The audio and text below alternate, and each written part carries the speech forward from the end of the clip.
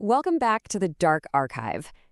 What actually happens when the monster you've always feared isn't hiding in some dark alley, but is literally smiling right at you in broad daylight? Today's explainer is a really deep dive into a case that completely shook the world. We're unpacking the horrifying reality of Jeffrey Dahmer. Now, his name has obviously become synonymous with some of the most disturbing crimes in human history. But we aren't just going to look at the crimes today. We're examining the massive systemic failures, those huge psychological red flags, and the ignored warnings that basically allowed a monster to operate freely. So let's step into the dark archive. It's a pretty chilling question to ask yourself, right? What if a serial killer lived in the room right next to yours? Someone who on the outside looks completely, entirely normal. A guy who doesn't just commit unspeakable acts, but actually manages to fool the police time and time again. The sheer terror of this case really comes from that exact reality. A monster hiding in plain sight. And this case is terrifying exactly because of that duality. To the outside world, society saw a polite, maybe slightly quiet neighbor. But behind closed doors, a totally horrifying reality of bones, dead animals, and impossibly dark secrets. Now, absolutely crucial point here for our analysis today. We are not here to glorify a killer, not at all. We are here to understand exactly how that socially acceptable exterior masked some incredibly deep psychological disturbances and how society just repeatedly failed to look past the surface. Okay, let's dive into this and look at where it all began.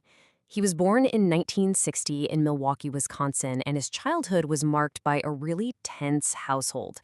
His parents argued frequently, his mother faced emotional problems, and he grew up highly socially awkward. But there was this one unusual curiosity that really set him apart: dead animals. He actually started collecting roadkill and dissecting them. And in this really tragic twist of irony, his father, who was a chemist, unwittingly fueled this dark fascination by actually teaching him how to clean and preserve bones. For him, death was gradually transforming into a deep, very disturbing obsession. And the truly chilling part? The red flags were literally everywhere. During his teenage years, his behavior just spiraled. He started drinking heavily, even sneaking alcohol into his school. And at the exact same time, his mind was developing these violent fantasies that were centered entirely around control. He even planned a violent attack on a highway jogger, and the only reason it didn't happen? The jogger just didn't show up that day. Society was completely blind to these massive warning signs. Well, this dark fascination escalated into an unimaginable tragedy in 1978. He was just 18 years old, right as his parents were divorcing, when he committed his first murder. He picked up a hitchhiker named Stephen Hicks, brought him home, and when Hicks tried to leave, a deep, intense fear of abandonment triggered a massive panic.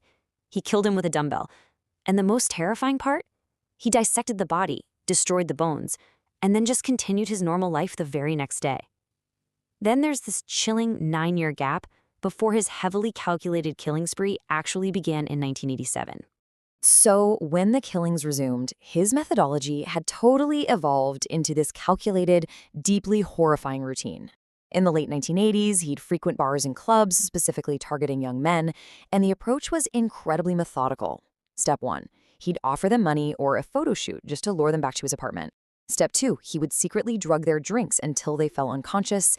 And finally, Step 3, the murder itself, followed by the preservation of skulls and bones as these twisted trophies. Experts link this entire horrifying routine directly to his desperate, almost consuming obsession with total control. Now, as the murders continue, these awful, overpowering smells began wafting from his apartment. But listen to the incredibly weak excuses he gave his neighbors. He'd say, "Oh, the meat went bad," or "It's just a fish tank problem." And astoundingly, people just accepted it.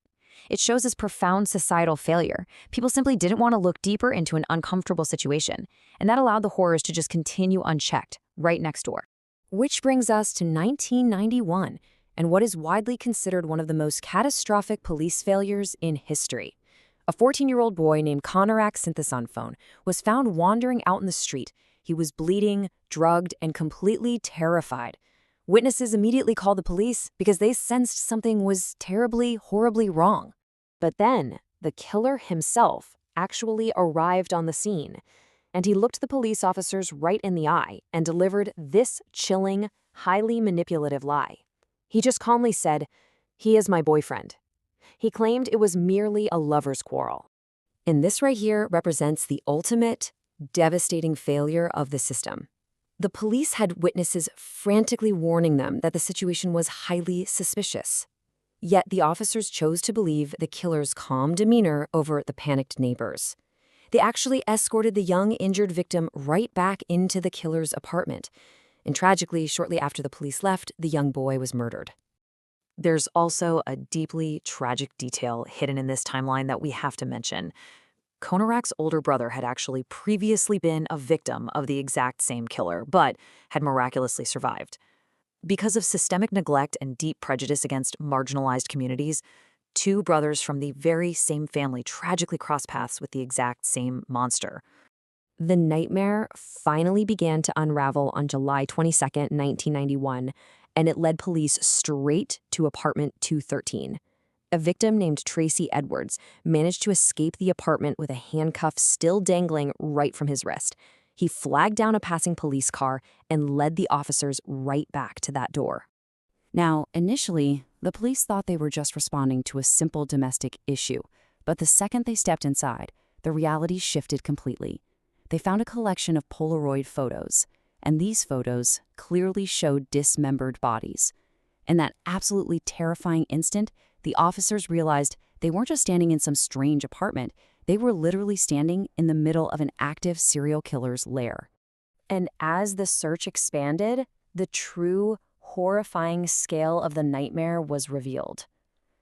Officers opened the refrigerator and found actual human remains stored right inside. Moving over to the closet, they uncovered skulls that had been kept as morbid trophies. Investigators later learned that his intense obsession with not being abandoned actually led him to conduct these bizarre, horrific experiments on his victims. He was attempting to turn them into completely submissive beings who could literally never leave him.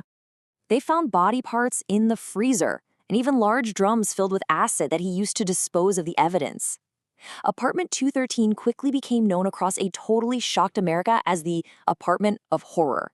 And yet, following his arrest, he was surprisingly calm. He smoothly confessed to a staggering 17 murders, which is just a massive, chilling contrast to the unimaginable nightmare he left behind. So let's fast forward to the 1992 trial. The courtroom was absolutely packed with media, and everything centered on one single debate. Was he legally insane?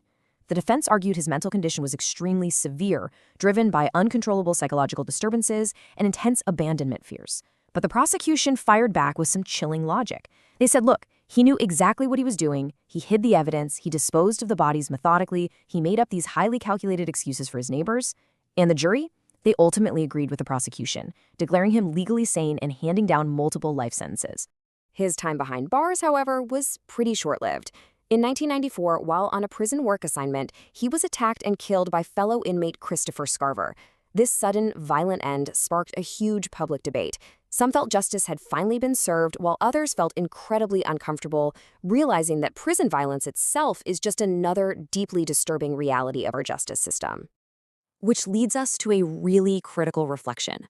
Does the media turn killers into celebrities while totally erasing the victims' names? I mean, we all know the killer's name, right? But society so quickly forgets the names of the young men who actually lost their lives. We develop this unhealthy fascination with a monster while the human cost just fades into the background. So, the absolutely crucial point we must take away from this explainer is this. We have to shift the narrative. We must remember the victims. Remember the marginalized individuals whose lives were violently stolen, and the families whose worlds were permanently, irreversibly changed. The focus of this story shouldn't just be the darkness of the killer, but the light of the lives that were extinguished. Because The Monster Next Door isn't just a true crime story. It's a blaring warning siren for all of us. It asks us some deeply uncomfortable questions. Do we ignore the warning signs right around us? Did police prejudice and failure actually cost lives? Could early intervention have prevented these unimaginable tragedies? It really challenges us to look closer and to never let the facade of normalcy completely blind us to reality. Well, if this explainer helped you understand the incredibly complex, dark realities behind this case, please like, share, and subscribe to the Dark Archive. I really want to hear from you. Leave a comment below and let me know. What do you think was the most shocking part of this entire systemic failure? I'm your host, Santosh Maurya, and thank you so much for joining me in the Dark Archive. stay vigilant.